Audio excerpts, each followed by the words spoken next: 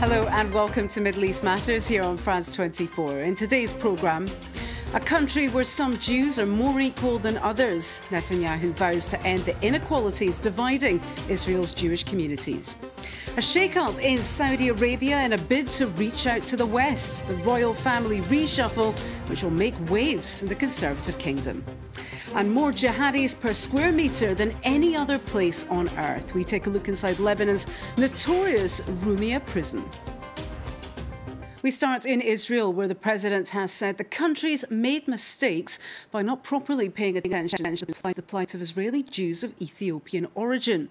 The minority group has long complained its members suffer racism and discrimination in Israeli society. President Reuven Rivlin made the comments in the wake of protests against police brutality following the release of surveillance footage showing an Israeli-Ethiopian soldier being beaten by police. Claire Williams explains.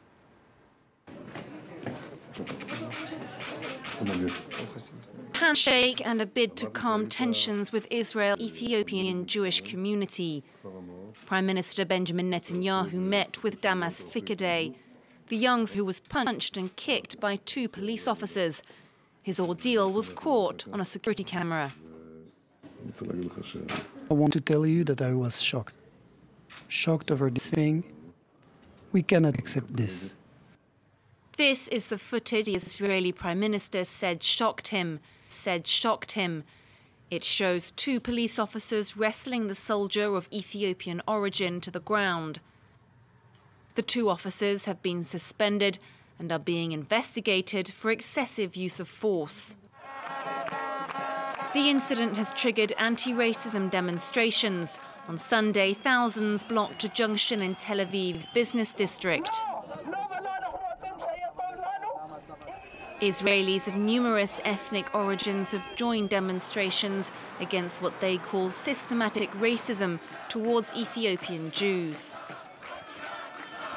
The discrimination of Ethiopians is going on everywhere, and you have to stop it. The state should give me security. I shouldn't be arrested and told I'll be sent back to Ethiopia. Sunday's protest in Tel Aviv started peacefully, but as night fell, it turned violent. Riot police used water cannon, tear gas and stun grenades in a bid to disperse the crowd, while some protesters responded by throwing bottles and stones at the police. The following day, Damas Fikadeh said he was disappointed. The protests had deteriorated into violence. I do support the demonstration. I'm with them. I hope it will be understood that the Ethiopian community is part of Israel and they're trying to integrate into society. It's time to put an end to violence and racism. Tel Aviv's deputy mayor, herself of Ethiopian descent, said she was proud of the peaceful protesters and knows what racism feels like. I, the Deputy Mayor of Tel Aviv, can tell you about that myself. I came to attend an event here at the square. A policewoman stood at the entrance and asked me who I was. I replied, I'm the Deputy Mayor of Tel Aviv and I need to enter the VIP section. She told me, it's good you didn't find yourself a fancier title, and she didn't let me in. Tens of thousands of Ethiopian Jews were airlifted to Israel in the 1980s and 1990s to escape famine and civil war. Today, there are 135,000 living in Israel. They complain of discrimination in the employment and housing sectors. Over half fail to graduate from high school and live below the poverty line. Well, we travel to Saudi Arabia now, where change takes place at a usually glacial pace. However, 4 months after assuming the throne, King Salman has now carried out a reshuffle observers describe as an historic shift. The Crown Prince was removed by royal decree and a more youthful frontline has been appointed, with his hardline son and nephew elevated to positions of power. Now, the King's goal appears to be placating frustrated youths and religious fundamentalists at home, but the larger message is international, signalling that Saudi Arabia will continue its assertive foreign policy in the Middle East. Nicholas Rushworth talks us through the changes. He is appointed to be Saudi Arabia's next king. Prince Mohammed bin Nayef's selection clears the way for a transfer of power to the younger generation.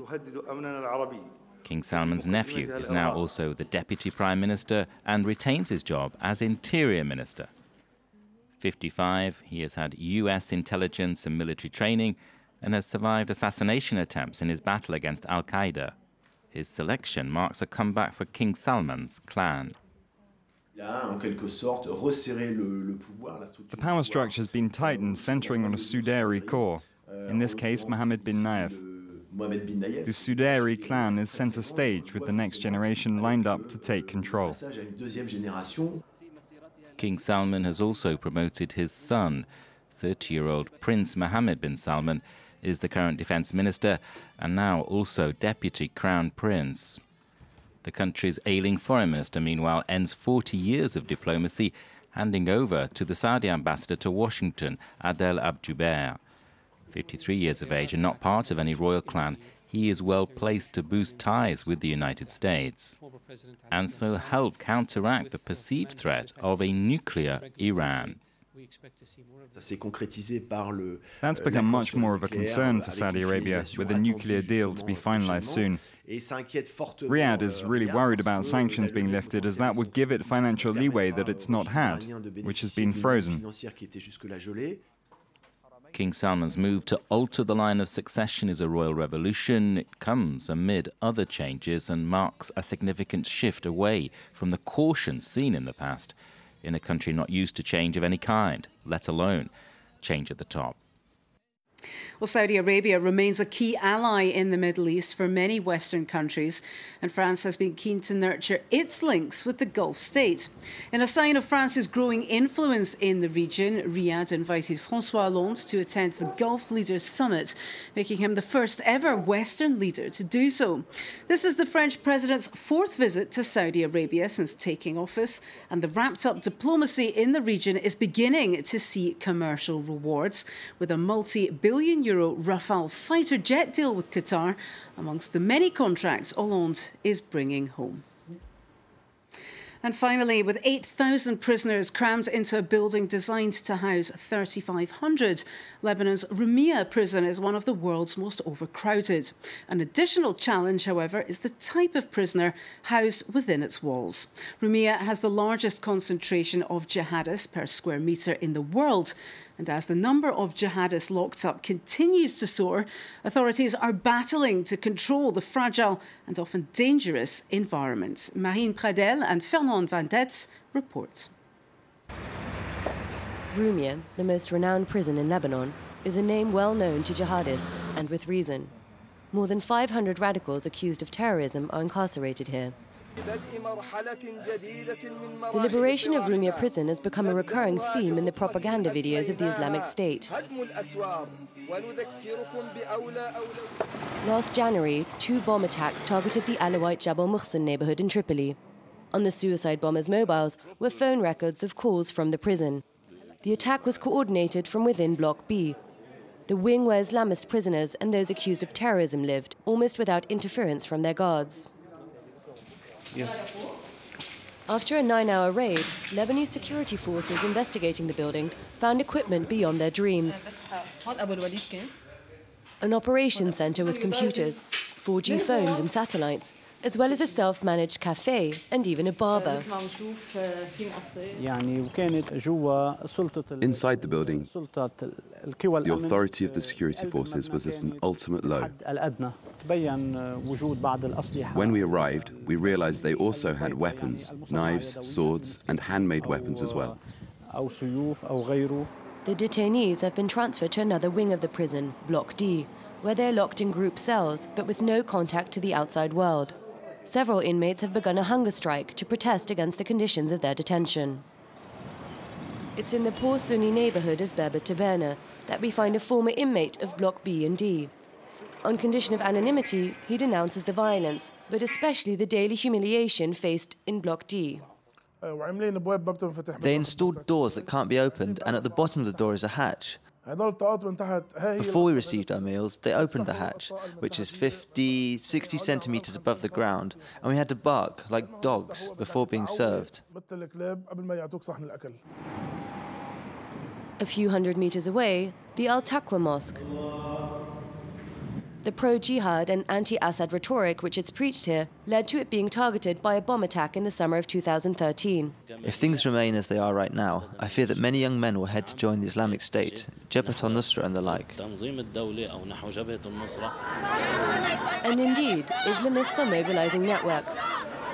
Families have demonstrated outside the prison. And a few days before this report was shot, a mutiny broke out. 20 guards were held hostage for several hours. In this prison, you can never be sure of anything. Disorder like this has been happening regularly for a while. It happens a lot.